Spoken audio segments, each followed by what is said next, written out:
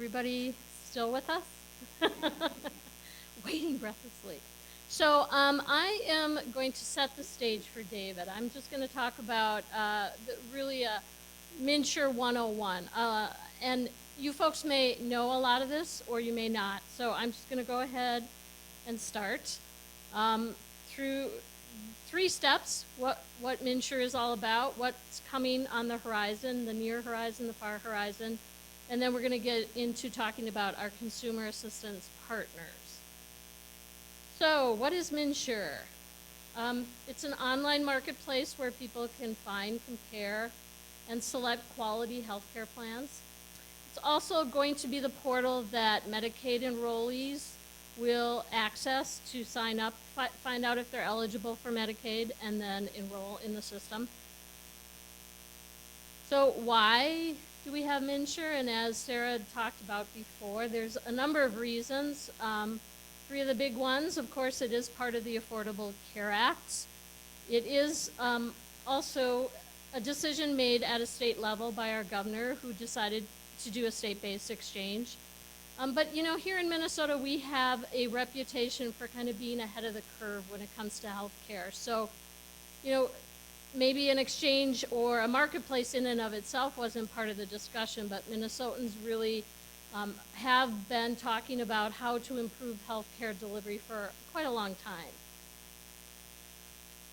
So why else do we want to have MNsure? Well, it's going to be a simple one-stop shop. And what that means is, you know, there's a lot of choices for an individual right now in the health insurance marketplace. But the problem is you have to make a lot of stops along the way.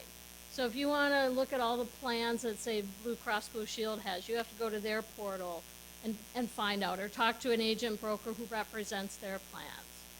So what we're trying to do is bring all the plans, or an assortment of plans from a number of different providers, into one spot. So it will be a lot more convenient for the individual or the employer as they're trying to select a plan or look at what options are out there and exist. And so we hope that that will give them more choice, plain and simply.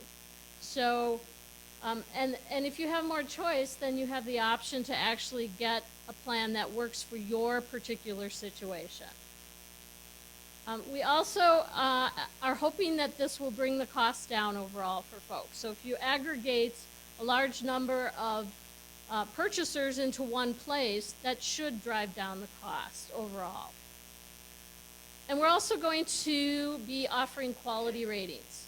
And this is a feature that I think is fabulous because it's not just for people who want to access MNsure for health insurance, but it's really for anybody who wants to look at what their provider is doing in their community as far as ratings on their services. So any Minnesotan, even if they get their insurance through their employer, can come to MNsure and access this information. So as you can see, we will be serving quite a few folks. Now those numbers aren't going to be on October 1st, or we certainly hope they're not all on October 1st. So this number is projected by the year 2016. This is the amount of folks that we will be serving. And as you can see, we kind of broke them up into 3 main areas. But that's a lot of people, so we're preparing for that. We do finally have legislation on the books, so we are being governed by a state board, and as you can see, there are 7 members that were just announced, and they actually will have their first board meeting next Friday. And in addition to a board, we will have legislative oversight committee, and that is that has not been set yet. All the members of that have not quite yet been set. So the important thing about this slide really is to let folks know that during this development and the launch of MNsure, we are operating under federal funding. But come 2015, we do have to be self-supporting. So we are, as we put together our business operations, that is something that we have to keep front and center in our minds. So this is what MNsure might look like insofar as these are two exchanges that currently exist. I'm guessing a lot of you are familiar with the Massachusetts Health Connector. And then Utah has a connector called Avenue H, which is for small business owners. So as you can see, really totally different looks as far as how they present their product to the consumer. And we may look like that, or we may look very different. So this is how it's going to work. Pretty simple, right? So you saw the slide before. It looks very clean, nice little website. So what's the big deal about that? Well, this is the big deal because there's a lot of infrastructure behind the scenes that's going on. So if you look at the far left, you have the individuals, you have the small business owners coming into the exchange.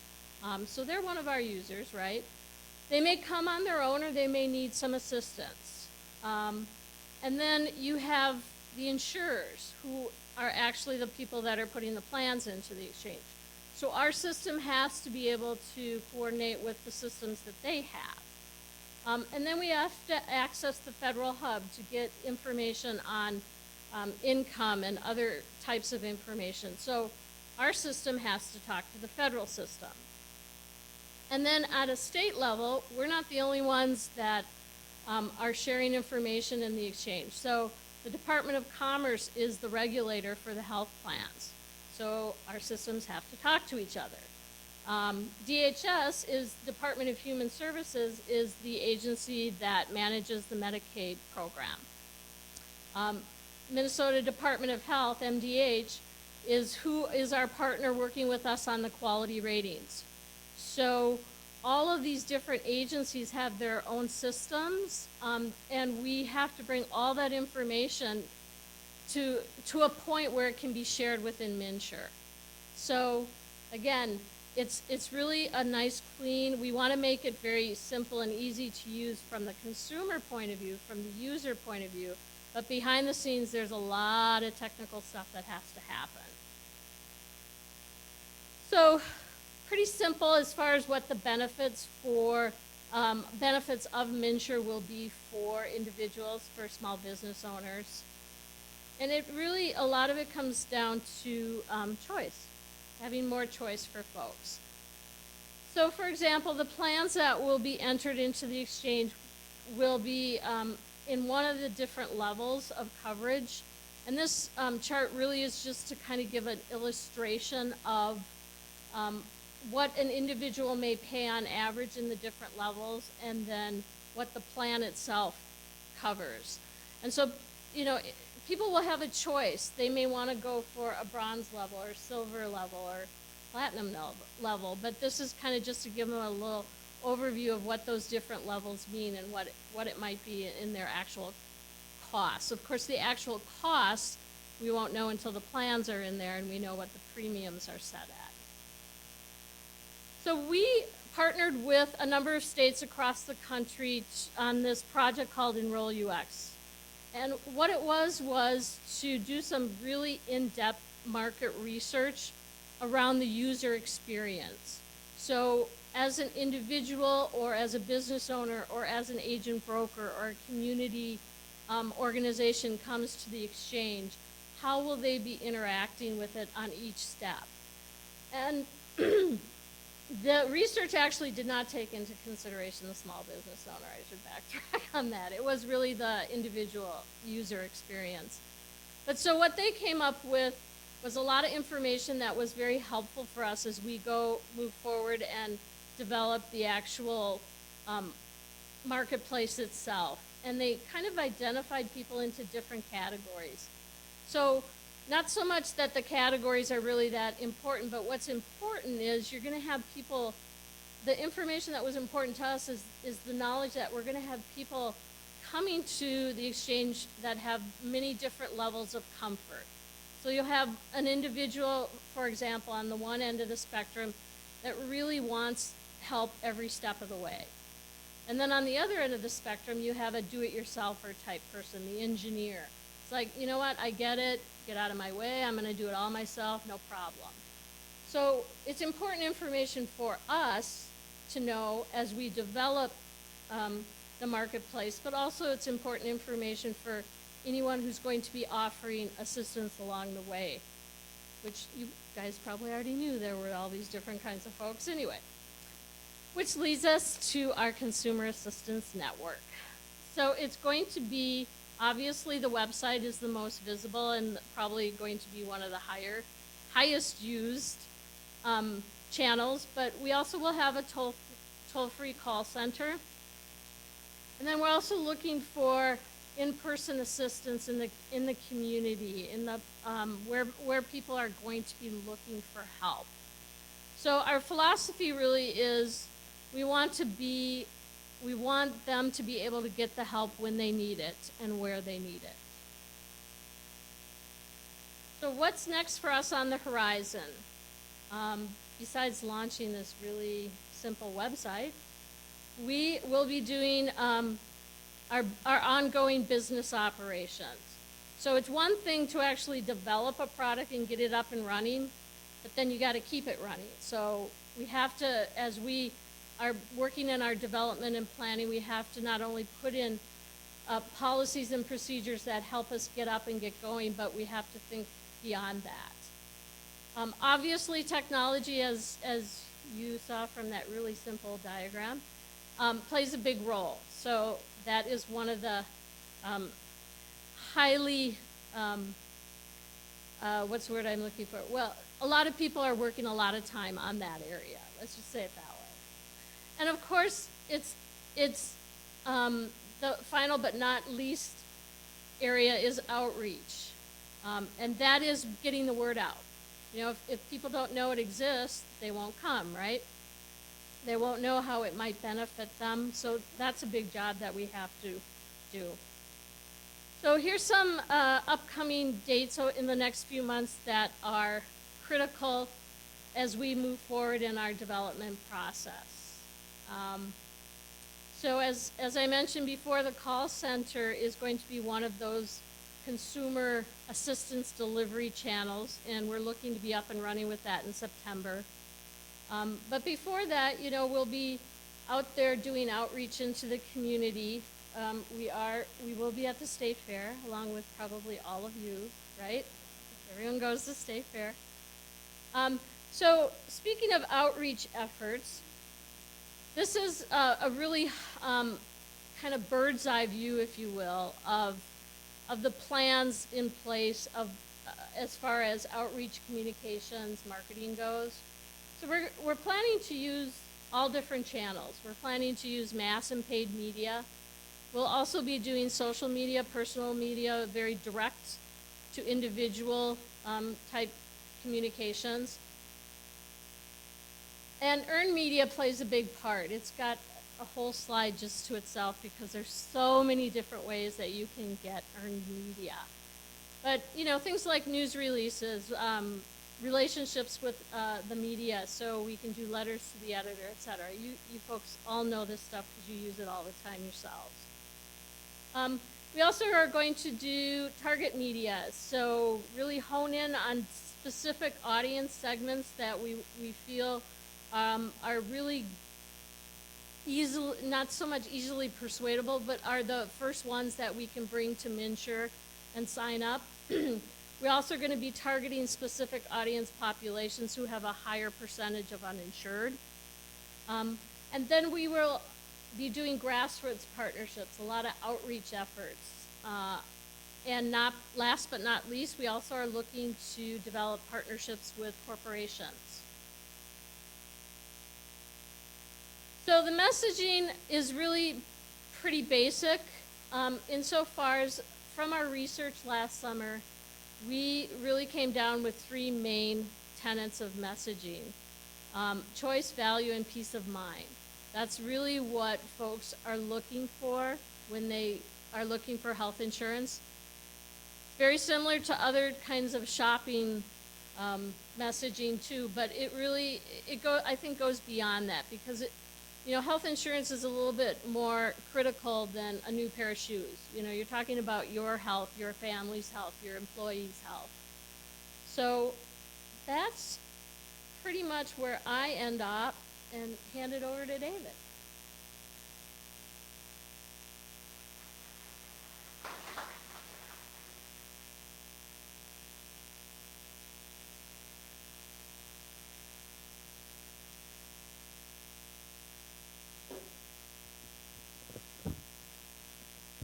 All right, I'll have to lean over a little here. I wanted to start out thanking everybody for, I'm gonna have to lean in. All right, thanking everybody for being here and for making this happen.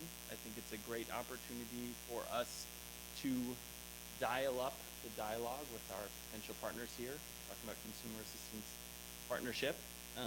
After hearing some of your questions, I'm also really glad that Bob Paulson's here today.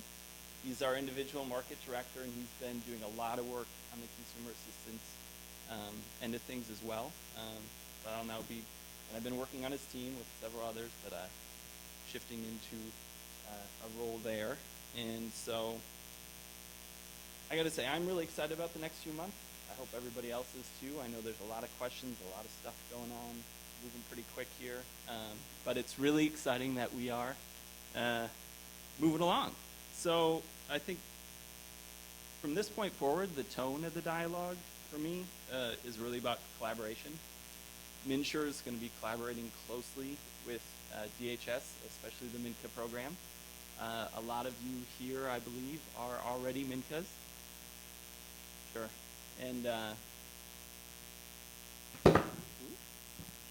cool. Can you hear me back a little bit better? All right. Sorry about that. All right. So a lot of you are MNCAs, and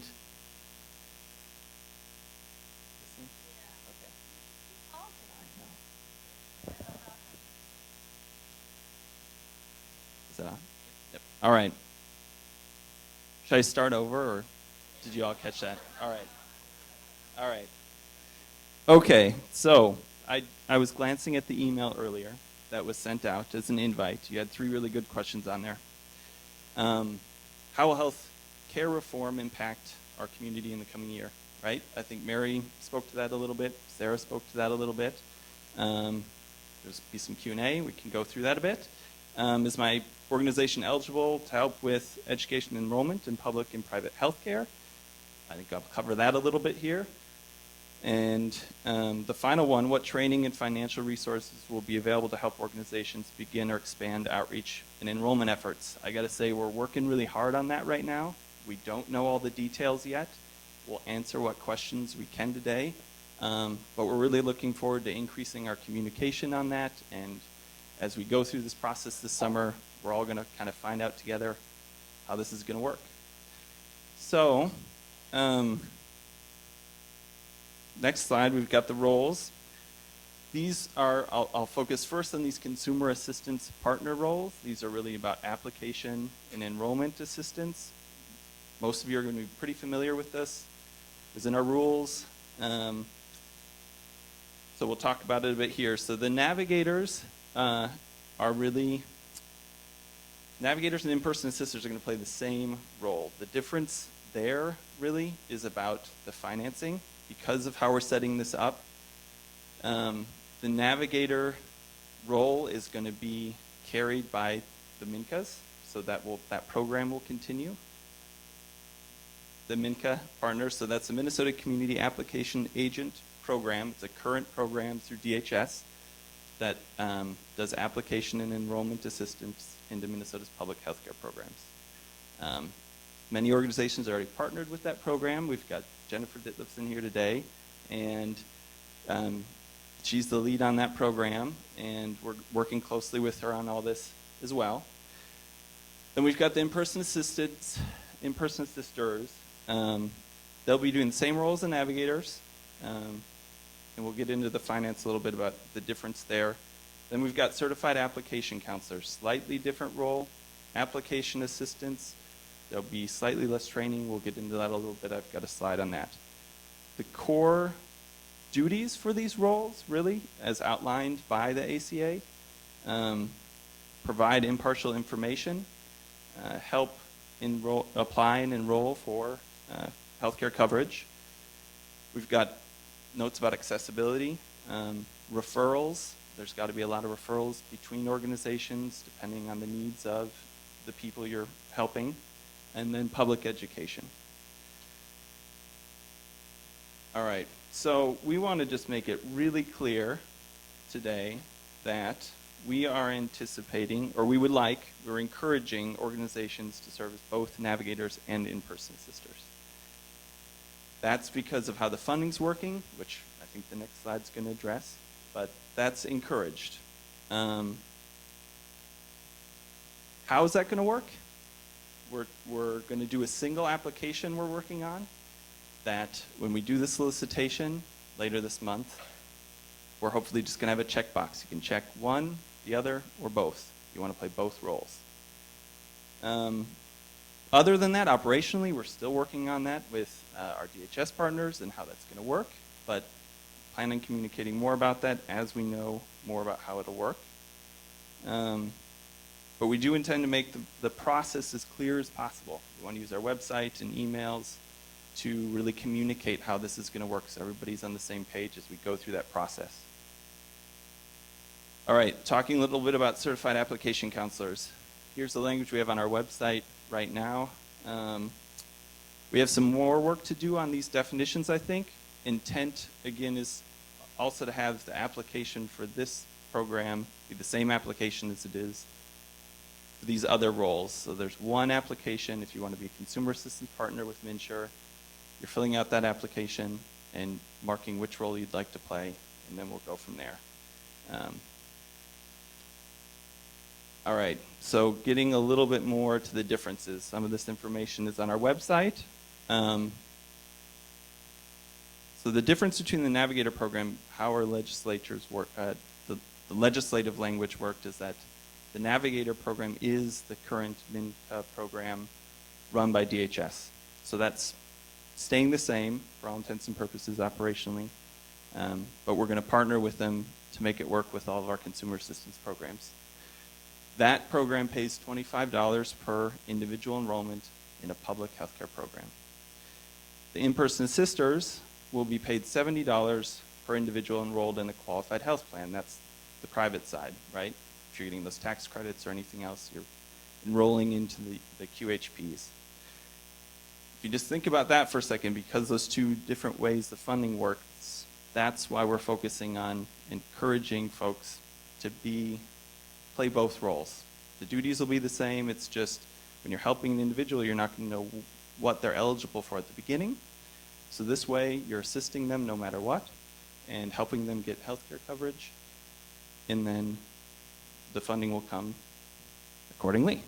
So on our website, we've had, I think it just says May for the solicitation. So here we're announcing today, it's May 28th is our intent to publish the solicitation for these programs. And the purpose is to reimburse partners to enroll for enrollment assistance services. All right. So that's the consumer assistance part. That's focused on application assistance, enrollment assistance. Then we're coupling that with outreach and infrastructure grants. We talked a little bit about that on the website, but we're providing some additional information here today, which we plan to get on our website and include in some emails. We're going to offer up to $4 million for outreach and infrastructure grants. Again, we want to publish that solicitation on the same day, May 28th. It's going to be a classic RFP grant process. And the intent really is to provide funding to the partners, the consumer assistance partners who we're collaborating with to do the community education outreach that Mary talked about a little bit, that grassroots education and outreach. So we're coupling this with the consumer assistance roles. We're really envisioning that those that are playing both the navigator and person assister role will also be doing the outreach grants. That being said, we're intending for that to link really closely. Those proposals that we get from you, we want to link really closely with the enrollments. So There'll be a lot of detail in the RFP, but I think it's key to, we're talking about linking the two things. All right, so we're still working on the details, and there'll be more information in the RFP at the end of the month. And then we get to the timeline, and we do want to communicate that this may shift a bit. On the back end of the solicitation, we do want to be May 28th. And the training we're still working on, the operations we're still working on, but we hope to communicate that more as we go. And our intent here forward is to really communicate through our website and emails. So if you haven't already, go to our website, sign up to get the emails, and we'll be communicating that way from here on out. Feedback's definitely welcome. We want to hear from our partners on all of this as we work through it.